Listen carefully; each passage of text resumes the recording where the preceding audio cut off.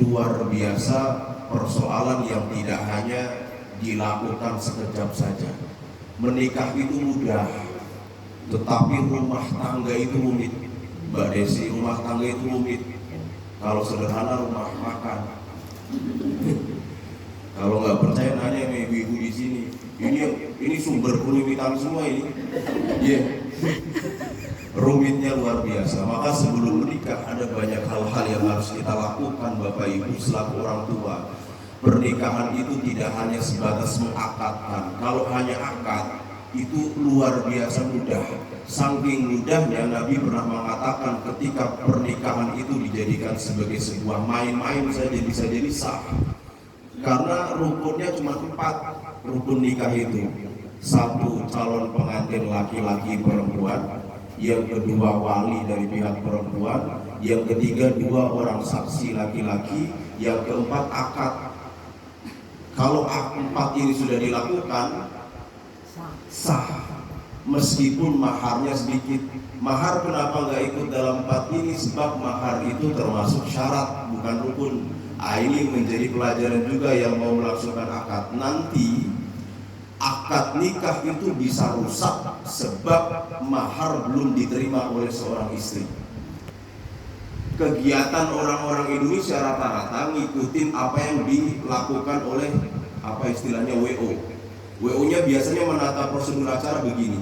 Akad dulu, baru nanti maharnya dikasihkan pas foto-foto. Ini secara fikih tidak sempurna. Sebab yang namanya syarat itu harus dilakukan sebelum melakukan aktivitas ibadah. Syarat dari sholat itu harus suci. Caranya suci, wudu. Ada nggak wudu dalam sholat? Enggak ada. Adanya di luar sholat. Ada nggak niat di dalam puasa? Enggak ada. Kalaupun ada puasa sunnah, niatnya pasti di awal juga. Tidak mungkin sudah puasa, habis itu lupa niat, habis itu niat sebelum isya buat puasa yang tadi, enggak bisa. Pernikahan juga sama. Rukun itu dilakukan setelah syarat itu terpenuhi. Makanya nanti dilihat yang perlu kita lakukan. Jangan sampai kita menikahkan anak-anak kita, keluarga kita hanya mengikuti tren saja tanpa memperhatikan syariatnya.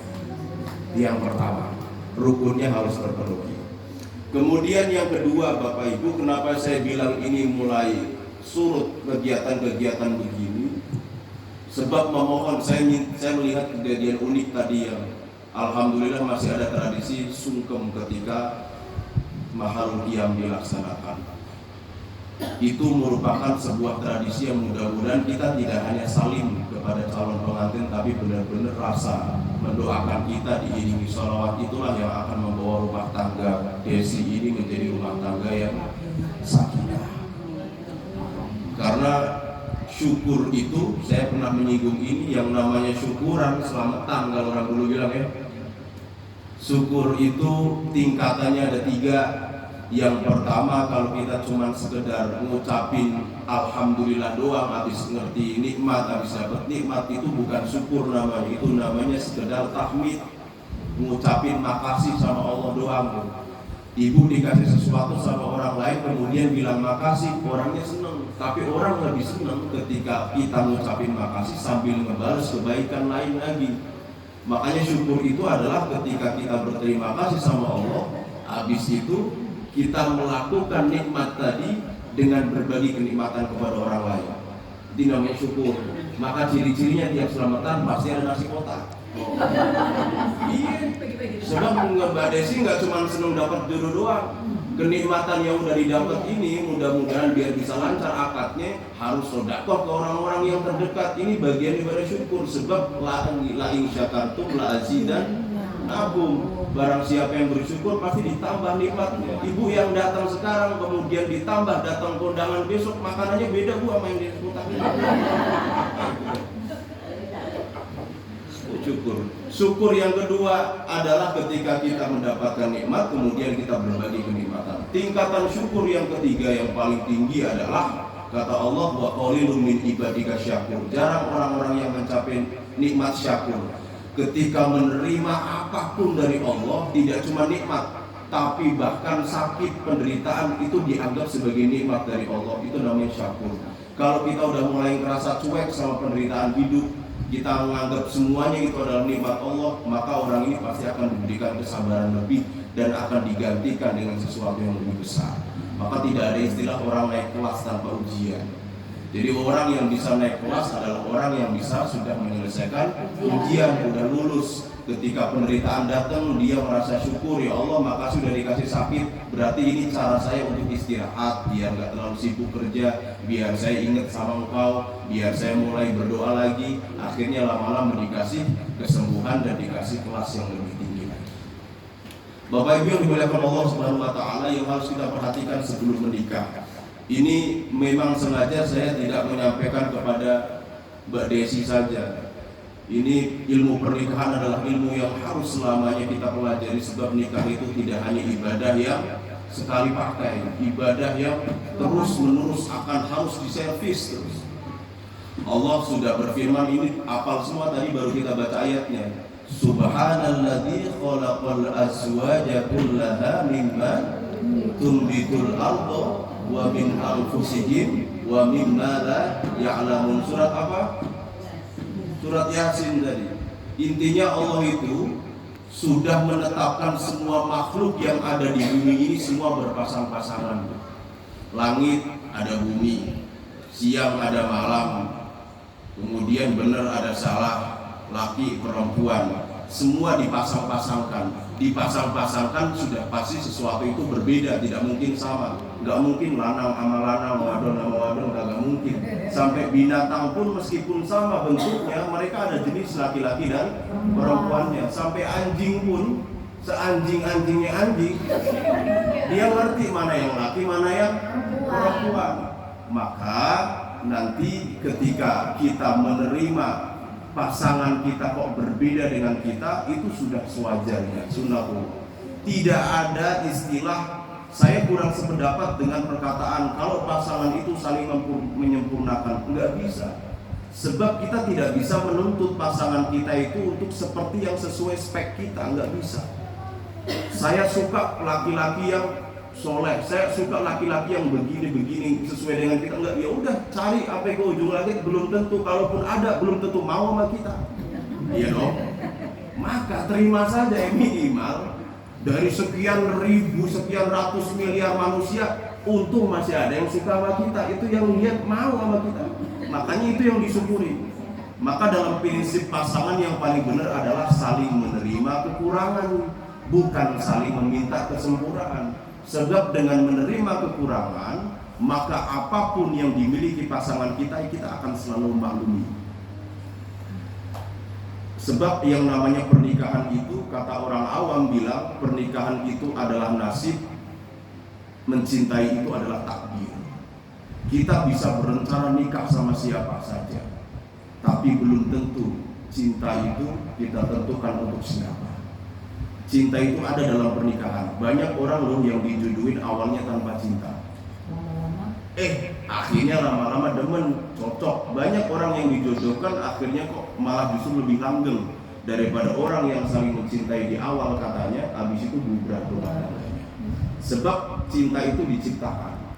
Allah kan bilang begini dalam Al-Quran, wa min ayatihi an khalaqalakum min anfusikum azwaja litaskunu ilaiha wa ja'ala bainakum mawaddatan wa rahmah.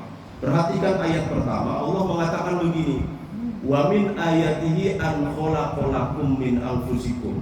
Allah menciptakan kalian berpasang-pasangan. Wa ja'ala bainakum mawaddatan wa rahmah, dan menjadikan kalian saling mencintai. Artinya menciptakan itu urusan Allah, tapi untuk menciptakan cinta atau menjadikan rumah tangga itu menjadi sakinah, itu urusan kita dan Allah. Tidak hanya Allah saja. Kalau Allah sudah menitipkan cinta sama kita, tapi kita nggak bisa mengelola dengan baik, ya rumah tangga tidak akan harmonis. Kalau salah satu saja yang mencintai mungkin masih bisa, tapi kalau dua-duanya tidak bisa mengusahakan cinta ini, maka tidak mungkin rumah tangga itu akan baik-baik saja. Maka Mbak Desi, ada yang perlu kita perhatikan di sebelum menikah nih.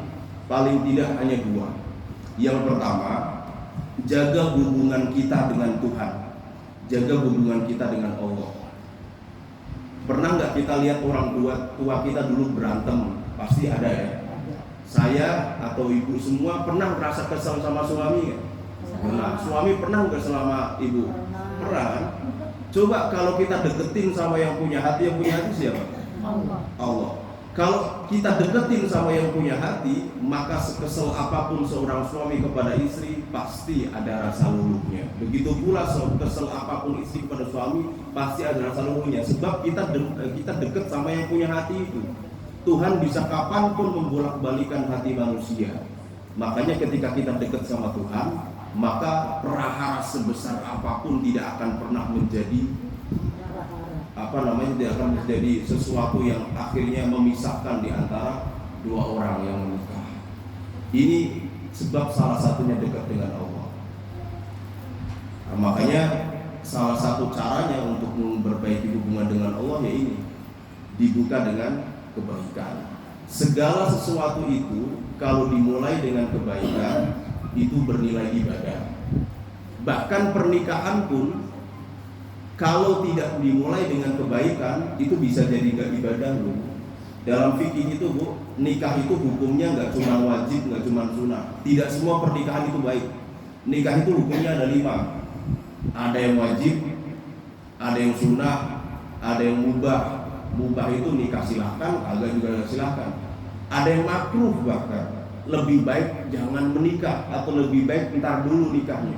Bahkan ada yang haram, lebih baik lu benar-benar jangan nikah. Berarti tidak semua pernikahan itu baik dong. Contoh pernikahan yang haram gimana? Indosiar. Ibu nonton, kalau saya menikah dengan dia, maka seluruh hartanya akan menjadi milikku. Bisa gitu. Indosiar kan nikahnya begitu, berebut warisan. Pokoknya gue pengen nikah sama dia duitnya banyak. Dengan niat begitu nikahnya sah Bu, tetapi hukumnya haram, dosa bagi orang yang menikah itu.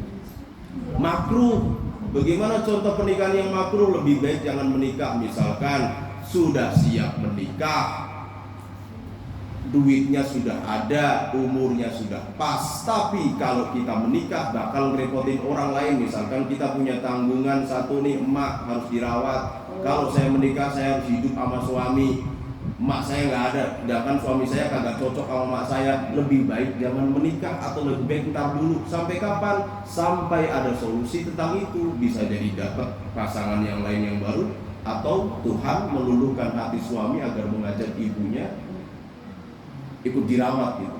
Jadi jatuhnya tidak semua pernikahan itu baik, tidak semua pernikahan itu sunnah, tidak semua pernikahan itu wajib. Enggak harus kudu meninggal dulu. Tidak harus.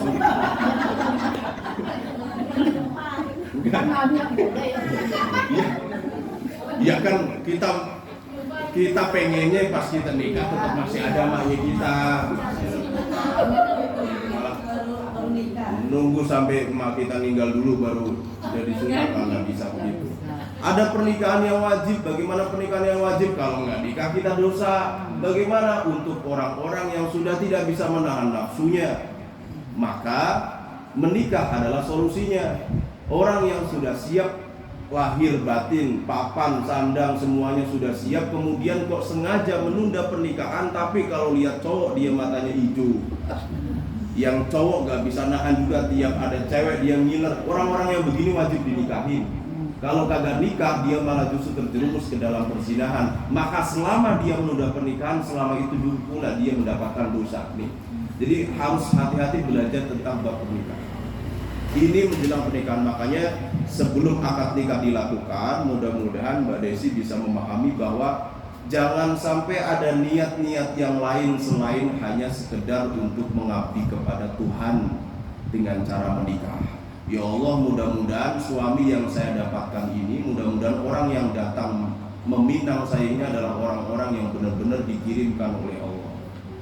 Beruntung orang-orang ini. Mbak Desi sama Mas Rizky sudah saling kenal ya? Atau baru dikasih giveaway gitu? Enggak, udah. Kalau udah saling kenal beruntung. Berarti pernikahan itu sudah ada modal cinta. Kalau sudah ada modal cinta, berarti modal yang lain harus tentang niatnya saja, tinggal niat ibadahnya saja.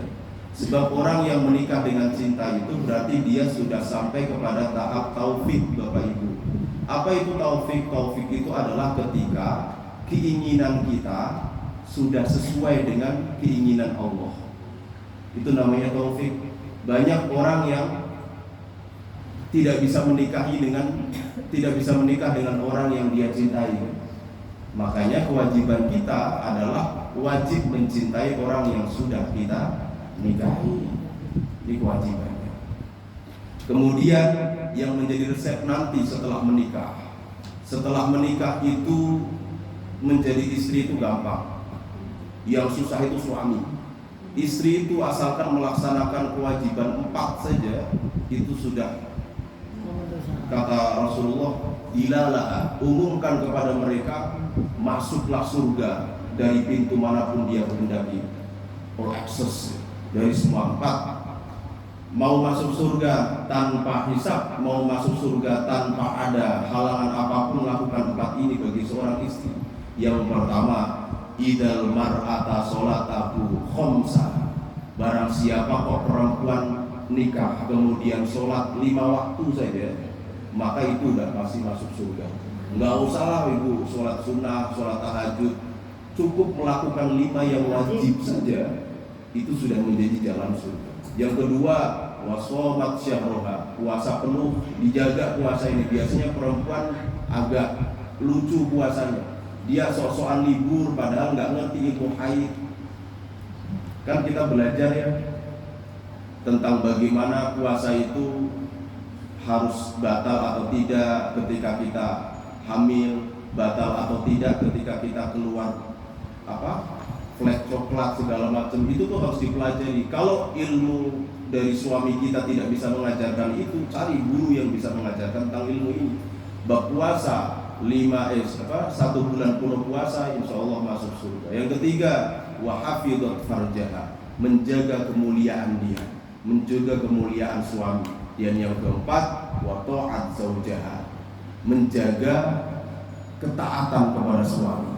4 hal ini dilakukan, kata Nabi, dilala udkhulul jannah ma fiha, masuklah ke dalam surga manapun dari pintu yang dia kehendaki. 4 hal ini kalau laki-laki susah. Kita kagak sholat, dosa kita tanggung sendiri. Istri kita kagak sholat, kita juga yang nanggung. Kalau ibu nggak sholat, kita yang dosa, Bu. Ibu sholat, ibu dapat pahala. Kita pun bukan dapat pahala sholat, kita dapatnya pahala mengingatkan istri kita sholat. Makanya kalau nanti misalkan Mas Rizky kok ternyata tingkatan agamanya lebih rendah daripada Mbak Desi, maka kejarlah surgamu sendiri. Jangan pernah mentang-mentang suami gue kagak sholat, biarinlah nafsi-nafsi, gue juga nggak nanggung dia. Jangan begitu. Seorang suami ketika tidak bisa menasihati istri dengan baik, maka seorang istri yang harus membantu suami untuk mengejar surganya. Sebab yang namanya pernikahan, perjodohan itu nggak cuma jodoh di dunia. Bayangkan kalau hari ini 7 Desember besok tuh nikah, habis itu kok ada pernikahan lagi di surga bareng-bareng, kan nyenengin. Jangan sampai kita senang-senang di dunia sendiri, habis itu di akhirat kita masing-masing. Sebab tidak semua orang bisa dapat suami soleh, bisa jadi solihin. Ini Mbak Desi dapatnya rizki yang besar ini, rizki Syahbani. Nah, mudah-mudahan nanti rumah tangga yang dibangun itu merupakan rumah tangga yang benar-benar sesuai dengan spek Allah Subhanahu wa taala. Bagaimana speknya? Allah mengatakan tadi, litaskunu ilaiha wa ja'ala bainakum mawaddatan wa rahmah. Nanti setelah menikah, Mbak Desi sama Mas Rizky ini silahkan cari rumah yang gede, yang besar, yang bagus, yang indah. Tetapi ingat, rumah yang besar, yang bagus, yang indah tadi itu berbeda dengan sakinah. Taskun atau sakana itu artinya bertempat tinggal, tetapi sakinah itu artinya tenang. Tidak semua rumah indah itu nyaman, tidak semua rumah besar itu tenang, tidak semua rumah bagus itu membawa kebahagiaan. Kebahagiaan itu ada di mana? Wa ja'ala bainakum mawaddatan wa rahmah. Allah akan menitipkan kebahagiaan asalkan dua orang ini memaksimalkan dua modal yang udah dikasih Tuhan. Satu, kebahagiaan yang dikejar melalui rahmah, kasih sayang di antara keduanya. Bagaimana cara mendatangkan kebahagiaan dan kasih sayang di dalam rumah tangga? Resep yang kedua, bangun istana di dalam rumahmu. Bagaimana membangun istana di dalam rumah? Tidak ada istana yang tidak ditinggali raja, benar? Semua raja tinggalnya di istana. Ciri-ciri raja adalah ketika dia dilayani dengan baik oleh pelayannya. Tidak semua raja itu dilayani istri. Jokowi cuma satu istrinya, Prabowo malah kagak ada istrinya, tapi tetap dilayani. Tuh, raja pasti dilayani oleh pelayannya. Maka untuk menjadikan rumah itu sebagai istana, maka layani suamimu dengan baik. Tapi tidak semua pelayan itu melayani dengan baik. Seorang istri itu tidak hanya bisa melayani dengan baik. Seorang istri harus bisa melayani itu dengan cinta. Kebaikan dan cinta itu beda. Kalau baik itu melakukan sesuatu agar mendapatkan kebaikan yang kita melakukan kebaikan sama orang, nolong orang, harapannya agar orang lain baik sama kita. Tapi berbeda ketika kita melayani orang lain, melakukan kebaikan dengan cinta. Di dalam cinta itu, dalam bahasa anak muda nih, cinta itu tidak ada hitung-hitungan, Bu. Kalau ibu masih merasa berkorban untuk suami, itu bukan cinta. Cinta itu tidak ada untung rugi. Kalau ibu masih merasa rugi, masih merasa berkorban, itu namanya bukan cinta. Contoh, saya sholat duhur, kok masih merasa ngabisin waktu, harus nyempetin waktu, itu berarti namanya bukan cinta. Cinta itu kebutuhan. Kalau kita nggak makan, lapar, ya kan? Tapi kalau pernah nggak ibu pas makan ngerasa ngabisin waktu? Nggak pernah kan? Pas makan kita nyaman karena kita merasa butuh. Cinta itu begitu. Hadirkan cinta di dalam rumah tangga kita itu sebagai kebutuhan, jangan sebagai sebuah kewajiban. Maka taat kepada suamimu itu harus butuh. Saya butuh taat kepada suami saya agar suami saya selain merasa dilayani, suami saya juga harus menjadikan saya tidak hanya sebagai pelayan, tetapi juga sebagai seorang ratu. Hadirkan istana di rumah tangga kita adalah ketika suami menjadikan ratu untuk istrinya dan ketika istri menjadikan raja untuk suaminya. Insya Allah orang-orang yang demikian bisa menjadikan rumah tangga itu tidak hanya rumah tangga yang biasa saja, tetapi yang dikatakan Allah, litaskunu ilaiha wa ja'ala bainakum mawaddah wa rahmah. Tidak hanya sakinah, mawaddah, tapi juga rahmah. Makanya kalau doain sebenarnya nggak pas, Bu. Ibu biasanya doanya begini, semoga menjadi keluarga yang sakinah, mawaddah, rahmah, gitu kan. Sakinah itu tujuan, Bu, setelah ada mawaddah dan rahmah. Jadi kalau sakinah dulu itu nggak bisa. Sakinah itu adalah ketenangan. Dia gimana caranya tenang? Harus mawaddah, harus bahagia dulu. Bagaimana caranya bahagia? Harus rumah dulu, harus saling kasih sayang. Nggak mungkin orang senang di rumahnya kalau tanpa kasih sayang. Nggak mungkin orang tenang di rumahnya tanpa dengan kebahagiaan. Yang terakhir, masalah fikih di dalam pernikahan, Mbak Desi. Ini pernah kita bahas juga. Salah satu menjaga hubungan kita dengan Allah adalah jangan lupa menjaga sholat. Biasanya di dalam pernikahan itu, apalagi masalah resepsi itu paling lupa masalah sholatnya. Ya, nanti insya Allah resepsi jam 10. Bagaimana cara menjaga sholat? Bilang sama muanya. Kalau ya mudah-mudahan sih, kalau dalam keadaan berhalangan tanggal 7, untungnya nggak perlu bikinin sholat. Tapi suami kepikiran, pas dapat lagi kan gitu kan. Tapi kalau pas lagi nggak dapat, nyenengin suami, tapi harus kepikiran sholat. Bilang sama muanya, nanti saya wudhu dulu ya sebelum di make up, agar bisa memiliki kesempatan untuk sholat. Sebab jangan sampai ketika kita melakukan ibadah yang sangat panjang diawali dengan kedurhakaan kepada Allah. Jangan sampai pas nikah kan minta restu sama Tuhan, sama orang tua tadi cium tangan, masa sama Tuhan nyuekin, bodo amat nggak sholat nggak apa-apa. Ini pengantinnya aja saya nasihatin, apalagi cuma sekedar tamunya. Kadang tamunya yang malah kurang ajar, yang bagian dapur ya udah ngurus berkedel aja, ngurus piring aja, kagak sholat juga. Yang kondangan habis itu udah jam 12 datang makan-makan sampai setengah 3 ngobrol, pulang-pulang asar, kagak sholat. Ini akan mengurangi berkah bagi orang yang punya hajat. Makanya nanti dipelajari. Kalau dalam bab fikih itu boleh menjamak sholat untuk perempuan yang jadi pengantin boleh. Sebab ada rukhsah atau kesulitan di dalam, ada atau keringanan. Ada sesuatu yang menyulitkan sehingga meringankan. Ini menurut Imam Nawawi. Boleh menjamak sholat. Nanti silakan dipelajari saja bagaimana caranya. Kalau akadnya jam 10, jam 12, gimana ini caranya, mau jamak takhir atau jamak takdim, silakan. Yang penting jangan sampai meninggalkan sholat. Sebab satu-satunya ibadah yang ditinggalkan dari kafir cuma sholat. Kalau puasa ditinggalkan masih ada qadha, masih ada fidyah. Orangnya mati masih ada fidyah. Tapi kalau orang sholat nggak bisa berdiri, duduk tuh. Nggak bisa duduk, baring. Nggak bisa baring, kedip-kedip. Nggak bisa kedip-kedip, pakai hati, segala macam. Harus tetap. Maka itu cara agar pernikahan kita selama perjalanannya dibimbing oleh Allah Subhanahu wa Ta'ala. Demikian yang bisa kita sampaikan agar mudah-mudahan pernikahan yang akan dijalani nanti oleh Mbak Desi, Selvia dan Mas Rizky Syahbari ini benar-benar menjadi pernikahan sebagaimana pernikahannya Nabiullah Muhammad SAW dengan Khadijah Al-Kubra. Nabi Muhammad itu setianya minta ampun, tidak pernah poligami. Nabi itu selama menikah dengan Khadijah. Jadi kalau bilang Nabi Muhammad setia apaan, orang istrinya banyak, enggak. Nabi Muhammad itu menikah dan menikahi banyak orang itu setelah meninggalnya Siti Khadijah. Itu pun wahyu, bukan kemauan Nabi Muhammad.